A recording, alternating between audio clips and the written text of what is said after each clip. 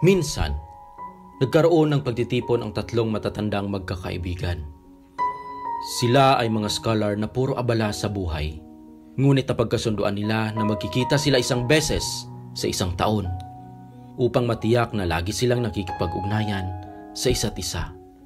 Pero ngayong araw, ang kanilang pagtitipon ay parang kakaiba. Lahat sila ay tumatanda at nagsisimula ng maramdaman ang kanilang mga edad. Lahat sila ay napansin ito, kaya't sinabi ng unang scholar, tayo ay magkakasama pa sa taong ito at nag-enjoy pa sa samahan ng bawat isa. Ngunit, sino ang makakapagsabi kung lahat tayo ay makakabalik pa at magkakasama pa ulit sa susunod na taon? Tumawa ang pangalawang scholar. Sa susunod na taon? Sa palagay ko parang napakalayo ng iyong iniisip. Ngayon buhay pa ako. Ngunit, sino ang makakapagsabi kung bukas ba kaya ko pang buksan ang aking mga mata upang batiin ang bagong umaga? Bumaling sila sa pangatlong scholar na tahimik. Nagangat siya ng tingin sa kanila at sinabing, bukas, mga kaibigan, habang nakaupo ako rito kasama kayo, hindi ko alam kung ang bawat hininga ko ay iyon na rin ba ang aking panghuli. Sino ang makakapagsiguro kung ang isang hininga ko ay susundan pa ng isa?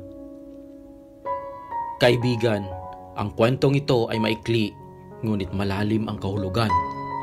Itinuturo dito na ang buhay ay walang kasiguraduhan at hindi permanente. Lahat tayo ay buhay ngayon sa partikular na oras na ito. Ngunit hindi natin alam kung hanggang kailan tayo mananatili dito sa mundo. Karamihan sa atin sinusukat ang buhay sa pamamagitan ng mga taon. Pero ang totoo, hindi ito sumasalamin kung gaano kabilis ang daloy ng ating buhay.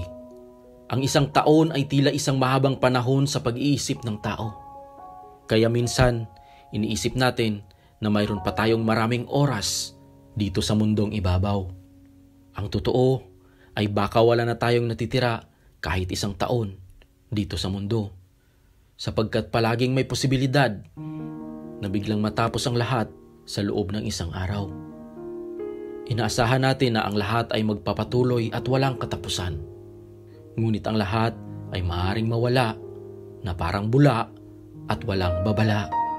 Sa makatuwid, bawat minuto, bawat segundo, bawat instance na nararanasan natin ay isang priceless na regalo, isang bagay na dapat nating mahalin at pahalagahan. Kaibigan, isipin mo ang iyong mga mahal sa buhay. Ang iyong ama, ang iyong ina, asawa, anak, kapatid o kaibigan. Kailan ba kayo huling nag-usap? Kailan ka ba huling nag-I love you? Kailan mo sila huling nayakap? Minsan nakikita natin sila halos katulad na ng mga kasangkapan sa bahay, na feeling natin laging nandyan lang sila, na hindi sila mawawala at diyan lang sila sa paligid natin sa mga darating pang mga taon. Ito ang dahilan kung bakit ang pagkawala ng buhay ay laging nakakabigla, laging nakakashock o nakakalungkot. Naisip mo rin ba minsan kung paano nangyaring ang iba mong mga kaibigan o kapamilya ay wala na? Bakit ba bigla na lang silang nawala dito sa mundo? Ano na ang mangyayari sa plano natin to spend more time with them sa mga susunod pang mga taon? Kaibigan, thinking in terms of years is assuming too much. Sapagkat baka ang mga mahal natin sa buhay ay mayroon na lamang natitirang ilang araw dito sa mundo. Or perhaps, they only have hours. No one can guarantee that these special people around us will remain in this world from one moment to the next. Minsan, ang buhay ng tao ay tila malakas at masigla. Minsan naman, parang apoy ng kandila na biglang mamamatay sa ihip ng hangin. Kaya kaibigan, let's reconnect sa mga mahal natin sa buhay. Tell them how grateful you are to have them in your life. Huwag kang mag-alinlangang sabihin sa kanila kung gaano mo sila kamahal, that they are a special gift in your life, and how you treasure every moment that you spend with them.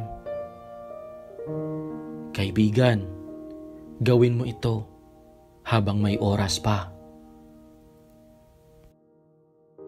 Hi!